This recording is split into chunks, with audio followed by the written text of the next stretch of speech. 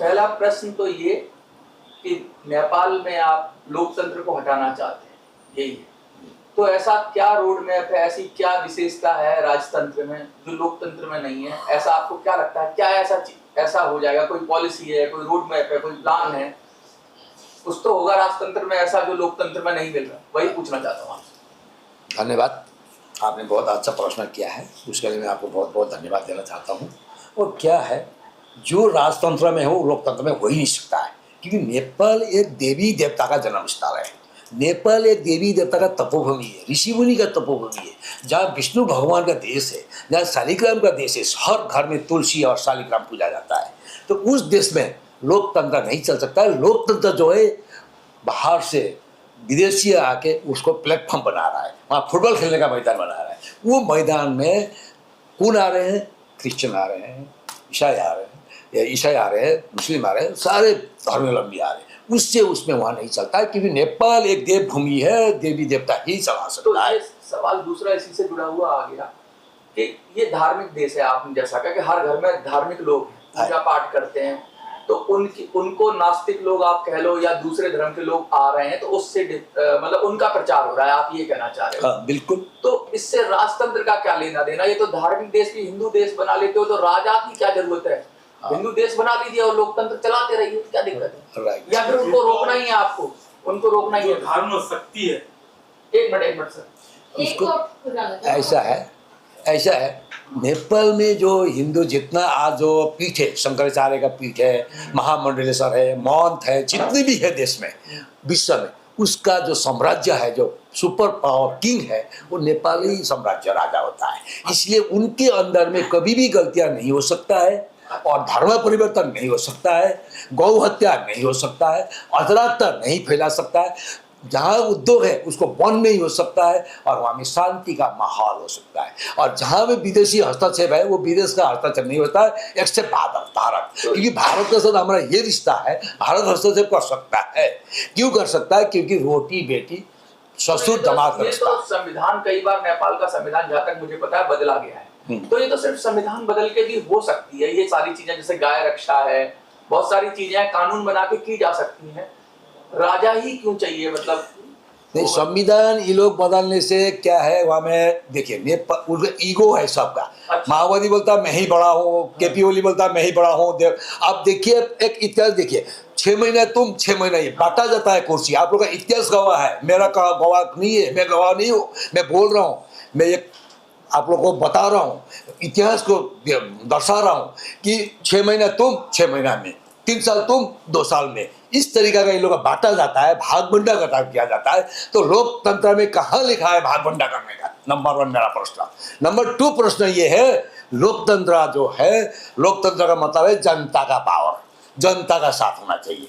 क्योंकि जनता को तो लोग पूछता ही नहीं है, और सांसद को भी नहीं पूछता आप पार्टी से, कौन पार्टी से आप हेड हो, प्रेसिडेंट है, आप 4 आदमी बैठेंगे, 4 पार्टी है तो 4 आदमी बैठेंगे, दरवाजा बंद करेंगे, हिसाब किताब करेंगे, खत्म, और चुप, मैं व्हिप जारी कर रहा हूँ, तेरे को बाहर कर रहा हूँ। तो इस तरीका का नेपाल में चलता है। तो इसमें ईगो प्रॉब्लम है, ईगो प्रॉब्लम है, अपने आप को मैं ही हूँ, मेरा अलावा कोई नहीं है, ये होते हुए, इसलिए इसका समस्या का वजह से नेपाल में लोकतंत्र नहीं चल सकता है। ये आप सूचित हो जाइए।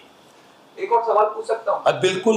लोकतंत्र के अंदर तो जनता ही वोट करती है। हाँ, जनता वोट करती है तो जनता ही उनको चुनती होगी। हाँ, बिल्कुल, तो करेक्ट। ऐसा क्या है कि वो कैसे जीत के आ रहे हैं? और क्या ऐसा तो नहीं है वोट बढ़ जाता है, कई पार्टियां हो छोटी छोटी और फिर सब मिलकर साझे की सरकार में दिक्कत क्या है? अगर अच्छा कर रहे हैं तो भाई सबकी भागीदारी होनी चाहिए, इसमें सबका साथ सबका विकास वाली बात हो गई ना। हाँ, बिल्कुल। तो भारत में वोट बढ़ जाता है, लोकतंत्र भारत में सबसे बड़ा लोकतंत्र देश भारत है विश्व में।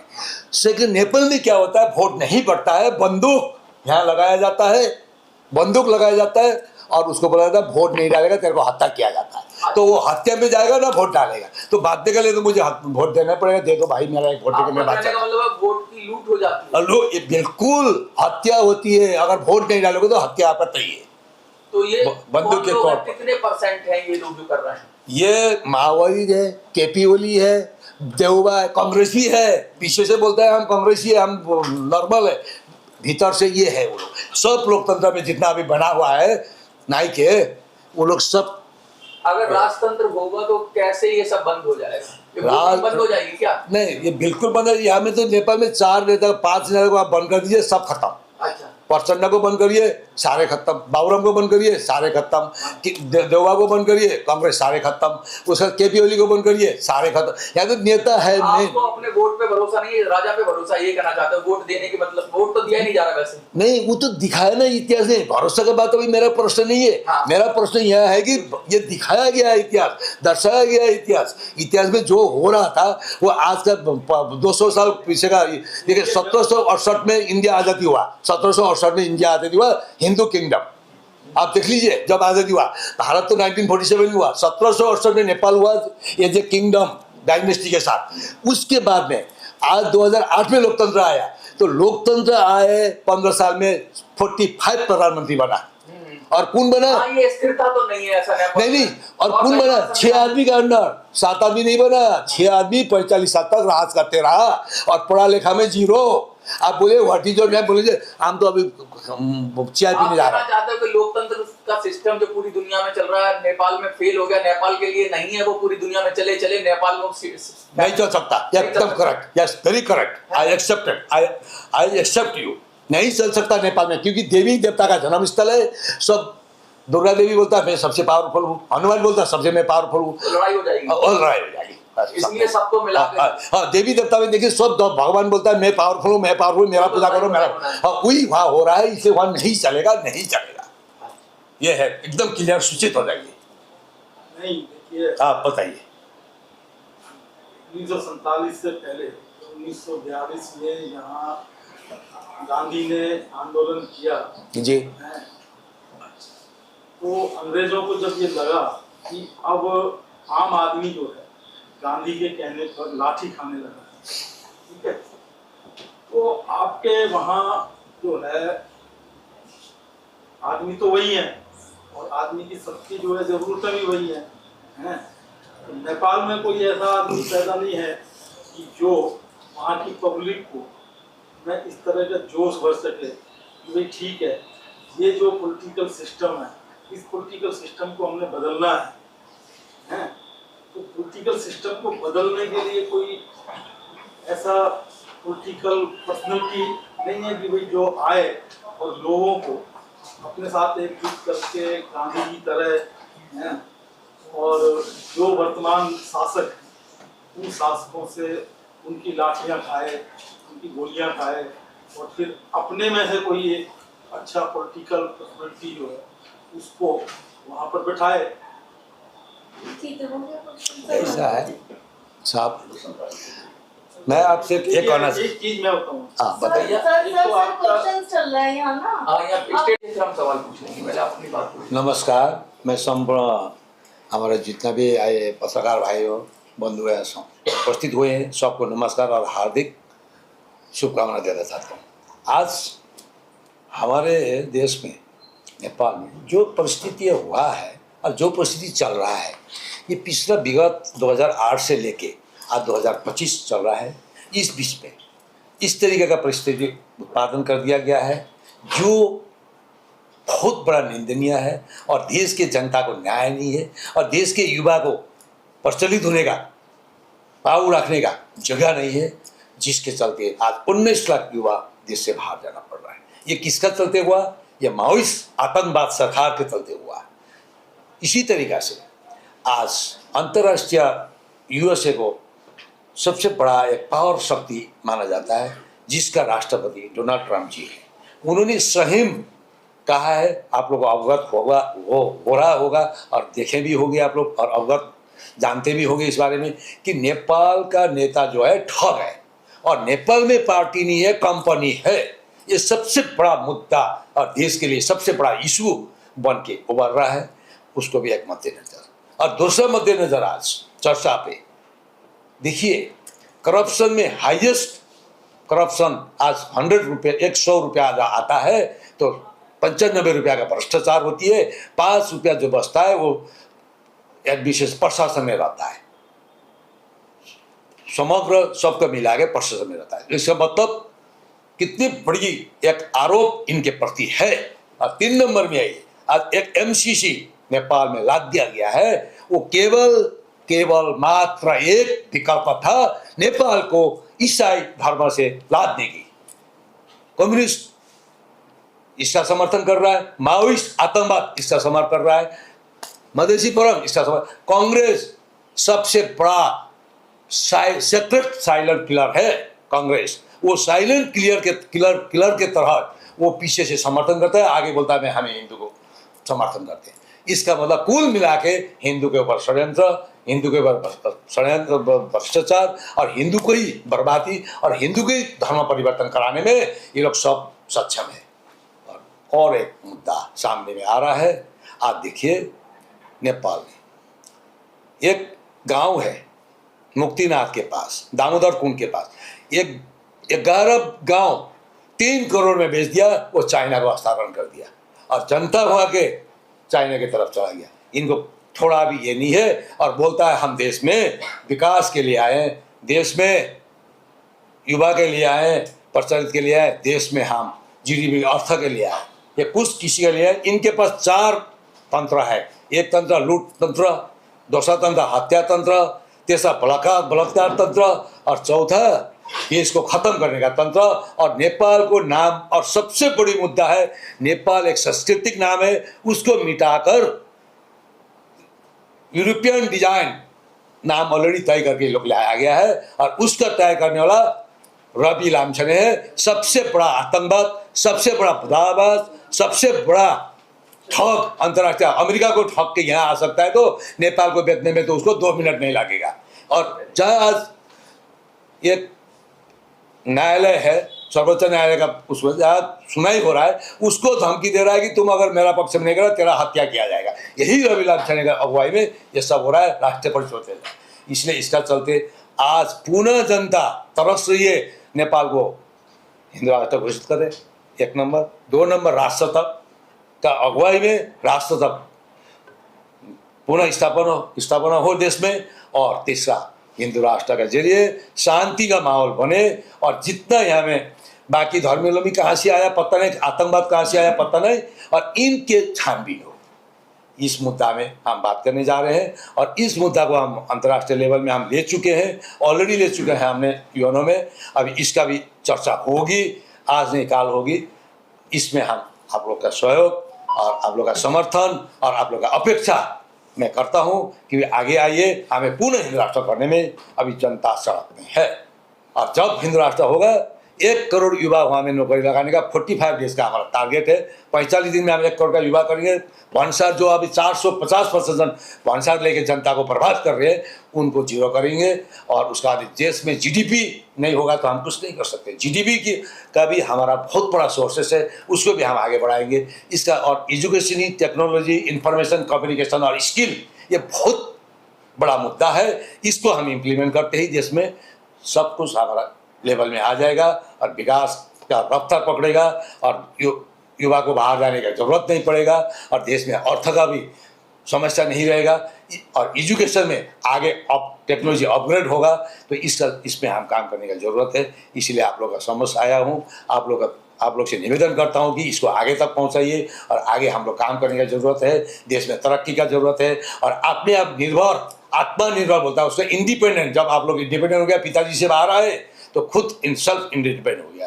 तो ऐसे मैं भी हुआ हूँ, पिताजी से बाहर आके इंडिपेंडेंट हुआ। ऐसे ही देश को भी इंडिपेंडेंट कराना अति आवश्यक है। सब मिलके एक प्लेटफॉर्म में होके हम लोग आगे बढ़ना पड़ेगा। एक से कभी कुछ नहीं हो सकता है। इसके लिए मैं सबसे समर्थन और हमारे आज पास हमारा प्रमुख अतिथि के तौर पे भोपाल सिंह चौधरी है, जिसने आज उत्तराखंड को बनाने में बहुत बड़ा क्रांतिकारी किया, आंदोलन किया और आगे आज उत्तराखंड इनके सामने में है। और अभी ये अन्ना हजारे के साथ कोर कमेटी में बहुत नज़दीक से हैं। और इन एडिशन आज किसान आंदोलन में भी ये किसान का मुद्दा लेके भी आगे बढ़ रहे हैं। और इन्हीं को सौदा करने के लिए मैं उनको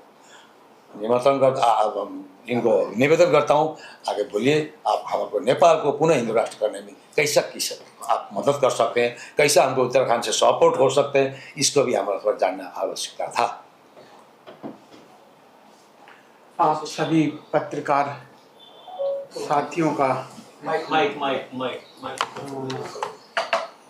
मैं सबसे पहले धन्यवाद चलो। कि आज हमारे देश में हमारे नेपाली मूल के हमारे इंजीनियर विष्णु प्रसाद बराल जी ने एक भारत में बहुत अच्छी एक पहल की है कि नेपाल को बचाना होगा, क्योंकि जब से नेपाल में सत्तासीन हुई है तब से आप लोग देख रहे हैं कि नेपाल पूरे विश्व में एक आतंकवादियों का गढ़ बन चुका है और अन्य देश के लोग नेपाल में शरण लेकर और नेपाल के रास्ते इस हिंदुस्तान को भी खत्म करना चाहते हैं। और उसके लिए नेपाल को ही नहीं, भारत को बचाने के लिए भी, इंडिया को भी बचाने के लिए हमारे भाई विष्णु प्रसाद बराल जी ने बहुत अच्छी पहल की है। और मैं समझता हूँ कि मीडिया के माध्यम से, आप लोगों के माध्यम से हमारे देश के प्रधानमंत्री जी तक ये बात पहुंचनी चाहिए कि नेपाल में जिस प्रकार से आतंकवादी आ रहे हैं और जिस प्रकार से आप देखो, हर टेलीविज़न के अंदर देखो, समाचारों में देखो, पूरी जनता नेपाल में आज सड़कों पर है। उस तानाशाही को जो इस समय टेररिज्म की जो सरकार है, जो वहाँ पे कम्युनिस्ट माओवादी इस प्रकार के लोगों ने एक सरकार बनाई, उस सरकार को उखाड़ने के लिए जिस प्रकार से पूरे देश की जनता, नेपाल की जनता उनके साथ है, तो इसी प्रकार हिंदुस्तान के, हमारे देश के, भारत के लोगों को भी विष्णु प्रसाद जैसे लोगों का साथ देना चाहिए। और मैं हमारे जो विश्व के जगत गुरु शंकराचार्य है, स्वामी अभिमुक्तेश्वरानंद सरस्वती जी महाराज, मैं उनसे निवेदन करूंगा कि वही इस आवाज़ को भी उठा सकते हैं, वही हमारे सनातन धर्म को बचा सकते हैं। स्वामी अभिमुक्तेश्वरानंद जी से हम आज, मेरी चर्चा हो भी रही थी विष्णु प्रसाद बराल जी से, कि हम उनके पास जाएंगे और उनको कहेंगे कि आप हमारे साथ में नेपाल चलिए, हिंदुत्व को बचाना है, हमें सनातन धर्म को बचाना है, हमें भारत ही नहीं, हमारा जो पड़ोसी हमारा भाई है नेपाल, हमने उस देश को भी बचाना है। आपको मीडिया के माध्यम से, आप लोगों के माध्यम से मैं इस बात को यहाँ पर रखूँगा, क्योंकि मैं भी एक अभिमुक्तेश्वरानंद जी के साथ में जो उन्होंने परम धर्म संसद बनाई है उसमें एक सदस्य भी हूँ, और अन्ना हजारे की जो एक कोर कमेटी बनाई है 11 लोगों की पूरे भारत में, उसमें से मैं भी आप लोगों की युवा से एक सदस्य उस टीम का हूँ। जो गैर राजनीतिक लोग हैं, हम चुनाव नहीं लड़ते, सामाजिक लोग हैं। विष्णु प्रसाद जी भी एक सामाजिक व्यक्ति है और समाज के लिए हमेशा लड़ते रहे, इसलिए हम विष्णु प्रसाद जी का साथ देंगे इस मुहिम के अंदर। और पूरे देश की जनता, पूरे भारत की जनता विष्णु प्रसाद जी के साथ खड़ी है। स्वामी अभिमुक्तेश्वरानंद जी को लेके अति शीघ्र हम लोग नेपाल जाएंगे और वहाँ पर उसको पुनः फिर से नेपाल को हिंदू राष्ट्र बनाने के लिए हम लोग पूरा प्रयास करेंगे। धन्यवाद। मैडम, हाँ जी, संपूर्ण नमस्कार।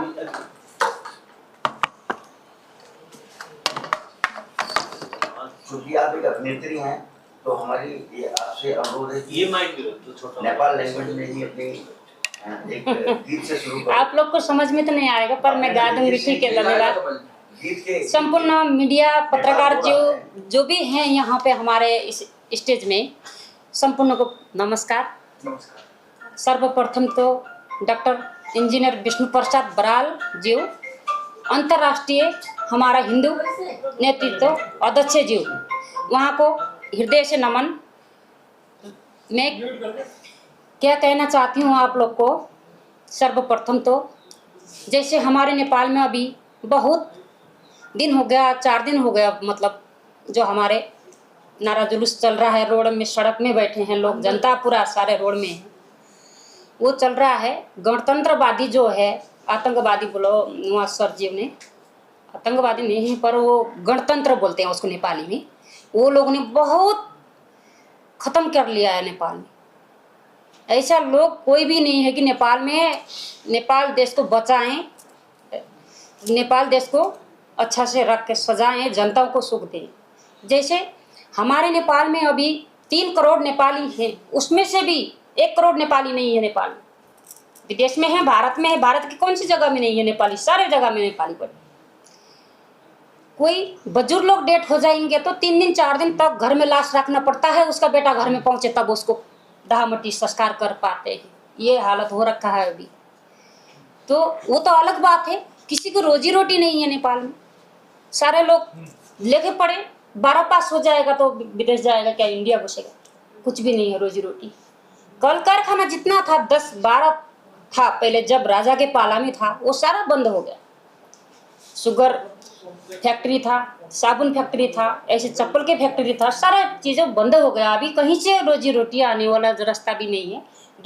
जो भी है थोड़ा सा, जैसे जनताओं के भंसार कट गया, कुछ भी कट गया, कहीं से आ जाएगा तो नेता के मुंह में जाएगा, कहीं जनता के पास लगानी नहीं लगेगा देश में। ये हो रखा है। गणतंत्र को आउट करके जैसे भी नारा जुलूस लेके जनता सारे रोड में आए हैं। हिंदू राष्ट्र सहित का हमें राजा चाहिए मेन। अभी कोई कुछ भी नहीं चाहिए, कोई नेता को रखना भी नहीं है। जैसे ये नारा जुलूस ने निकलेंगे ठीक है, नेता लोग नहीं निकलेंगे तो क्या करना पड़ेगा लास्ट में, आप लोग को भी बताती हूँ ना। साधु संत महाराज इंडिया नेपाल से भी उड़ला के ले जाके सारा ये नेताओं को निकाल के, हाथ पकड़ के भी खींच के भी निकाल के हमने राजा ला के गद्दी में रखना है। क्यों? नेपाली जनता को नेपाल में रह मिलेंगे, लोग खा पाएंगे। जो विदेश में है जनता उनको भी नेपाल में स्वदेश में आ जाओ, लौट के आना चाहिए, ये बोलना चाहती हूँ। अब ज़्यादा तो नेता लोग के जैसे तो बात तो मैं नहीं कर पाती, एक गायिका हूँ, इतना राजनीति में मेरे को नहीं आता। मेरे को इतना राजनीति में बात भी नहीं आता। कोई भी मेरा थोड़ा सा गलती हो गया बोलने माफ कर लीजिए। आपकी नजर में एक गायिका के रूप में नरेट कर दो यहाँ पर, गीत के रूप में। नेपाली में बोलती हूँ, हिंदी तो पर मुझे इतना नहीं आता, तो भी समझ में नहीं आएगा। नेपालमा कोही भएन राष्ट्र शान्ति दिने, के गरेर होला हजुर जनताले जिउने। नेपालमा कोही भएन राष्ट्र शान्ति दिने, के गरेर होला हजुर जनताले जिउने। के गरेर होला हजुर जनताले जिउने। नेपाल देश थियो नि हजुर धर्म संस्कार बचाएको, उनी थिए राजाले संस्कारलाई सजाएको।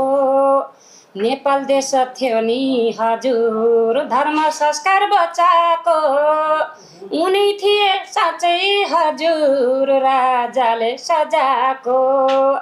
के गरेर खाने होला हाम्रो देश नेपालमा, ठुलो सङ्कट आयो हजुर नेपालीको जीवनमा। के गरेर खाने होला हाम्रो देश नेपालमा, ठुलो सङ्कट आयो हजुर नेपालीको जीवनमा। ठुलो सङ्कट आयो हजुर नेपालीको जीवनमा।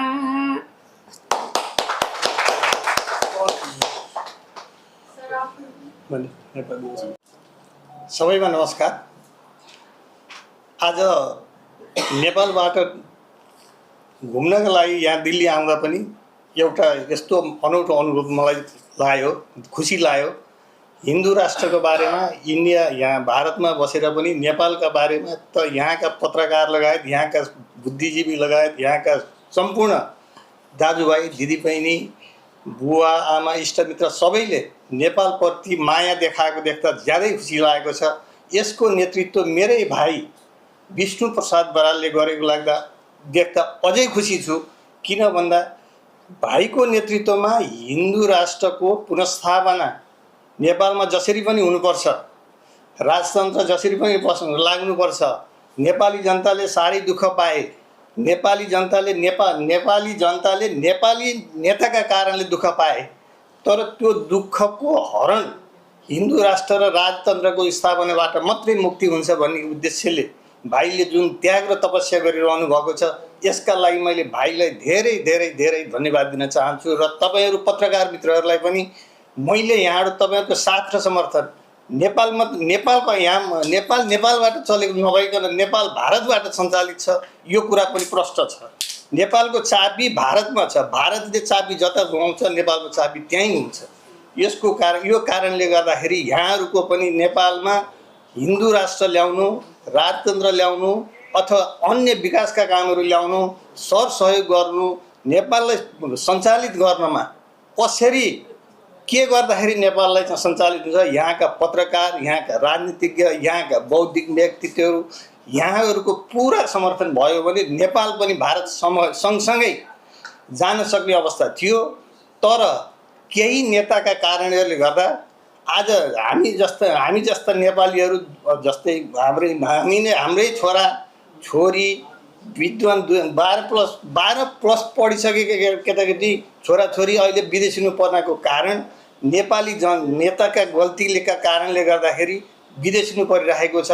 नेपालको बौद्धिक क्षेत्र जति सबै अहिले विदेशमा छ। नेपालको बौद्धिक क्षेत्र, नेपालको श्रम, नेपालको बुद्धि तागत जति अहिले विदेशिनु परेको छ। कारण नेपाली नेताका कारणले गर्दाखेरि, किनकि तिनलाई संरक्षण दिन सकेको छैन नेताहरूले। त्यो कारणले गर्दाखेरि आज हामी जस्ता अब हाम्रो त एक किसिमले घरमा बसेर आनन्द लिने बेलाको मान्छेले नेपाललाई के हुने हो त, अब त्रास के हुने हो भन्ने खालको सोचाइ परिरहेको कारणले गर्दाखेरि आज जुन यो मलाई यत्रो यो ठुलो मौका मिल्यो, यसका लागि यहाँहरूप्रति र भाइप्रति आभार व्यक्त गर्दै मेरो 2 शब्द यहीँ राख्छु। धन्यवाद। नेपाल में पहले भी थी, प्रजातंत्र भी चलाया था, लेकिन क्या था, ऊपर से डंडा था राजा का। करेक्ट था ना। जैसे भारत के अंदर राष्ट्रपति है ना सर्वोच्च पद पे, एक राष्ट्रपति, उस प्रकार से नेपाल में था। अब नेपाल में उन्होंने राजा को खत्म कर दिया डंडा को दिया, और उसके बाद अपने आप ही तुमने सरकार बना ली, माओवादी ने, आतंकवादियों ने, इसने उसने सब ने मिलके, और उसके बाद बेलगाम जब होगा घर में, तो दूसरी जो शक्तियां होगी, अन्य जो अंतर और देशों की, जैसे चाइना बगल में है और पाकिस्तान बगल में है, वो लोग क्या करते हैं कि हिंदुस्तान को खत्म करने के लिए एक अड्डा उन्होंने नेपाल को बनाया, सेंटर बनाया, और वहां से हमारे देश के अंदर जो अभी आपने देखा पैसा भी आ रहा है वहां से। हाँ बिल्कुल आ रहा है, प्रूफ है मेरे पास। आप देख रहे हो कि स्मैक, चरस, गांजा, अफीम, ये हमारे भारत को खत्म करने के लिए सारा नेपाल के रास्ते से आ रहा है। कौन करवा रहा है? नेपाल में तो चारों तरफ से नाका है ना इंडिया में, नेपाल तो बीच में है। नेपाल में तो चारों तरफ से आता है पाउडर, चारों तरफ में ये पूरा 13 दिन तक वो लोग ने खाना नहीं खाया, 13 दिन तक बाल करके गंजा करके घर में बैठ गया सारे परिवार। तो इसका मतलब सारा देश का जनता रुआ। ये तो आप लोग दुनिया जानते हैं एक इतिहास। दूसरे इतिहास में आ जाइए, आज वो शक्ति क्यों आया, उन लोगों ने क्या बोला। अभी हम आपको बोल देते हैं आपको हम 2 करोड़ रुपया देगा मेरा साथ चलो, तो आप भी तो थोड़ा तो भटक जाओगे। तो इसी तरीके से उन लोगों ने क्या बोला, जितना संपत्ति है देश का सबको बराबर बांटा जाएगा, नंबर 1, और नेपाल को स्विट्जरलैंड बनाया जाएगा, नंबर 3, और सबको रोजगार यहाँ होगा, बाहर से भी यहाँ आएगा। ये 3 नारा का साथ लोग लबस में नेपाल का, भारत के जनता, आपने बनारस से शुरू किया, मैं वो बोलने नहीं पाया, अब बोलता हूँ। बनारस में जब नेपाल में कांग्रेस नहीं है, भारत का कांग्रेस नेपाल में गिरिजा प्रसाद कोइराला जो था बनारस में महात्मा गांधी के साथ जेल भलो आंदोलन में घूम रहा था, तो वो जेल में भी गया था। अब सुन लीजिए आप, उसके बाद में वो नेपाल में जाके भारत का कांग्रेस, नेपाल कांग्रेस, नेपाली कांग्रेस कहाँ है, वहाँ नेपाली कांग्रेस नहीं है, भारत का कांग्रेस है। नंबर 1 आप समझ लीजिए, आज सूचित हो जाइए। नंबर 2 आप आइए, इन्होंने जब इस तरीके से लोभ लोचन दिया, नेपाल का जनता होशियार नहीं है, नेपाल का जनता अनपढ़ है, नेपाल का जनता गांव में रहने वाले, चलाक नहीं जानता है, बदमाशी नहीं जानता है, कुछ नहीं जानता, जो बोला आप वही, आप जो बोलेगा वही माने। एक आदमी ने जाके बोला ये इशू का दवा पानी है, आँख में डालो ठीक हो जाएगा, लेके क्या गया था आई ड्रॉप, वो ठीक हो गया। ओ भाई इशू तो अच्छा, चलो मैं भी हमारा परिवर्तन कर लेता हूँ, इस तरीके से परिवर्तन। और वो जो पैरासीटामोल को घोल के बोतल में डाला, उसको खिला दिया, बोला तुम्हारा बुखार ठीक हो गया, इशू नहीं कर दिया, बदल गया। और बोला तो खाने का नहीं है, वो हमारा जात पात नहीं है, लो ये लो। खाली एक गलती मैं मानता हूँ ब्राह्मणों का नेपाल में, क्या गलती किया उन्होंने, तुम छोटा जात मैं बड़ा जात, इसमें आप बोल सकते हैं आई एक्सेप्ट फॉर दैट, वो अदर देन दैट कुछ नहीं है। और अनपढ़ जनता है, सीधा साधा जनता है, भोले जनता है, भोले बाबा जनता है, और पूजा पाठ ये झूठ नहीं बोल सकता। मैं सुबह पूजा करूँ 8 घंटा, मैं आपको झूठ नहीं बोल सकता हूँ, नहीं बोल सकता मैं फोन नहीं उठाऊंगा लेकिन झूठ नहीं बोलूंगा। डॉक्टर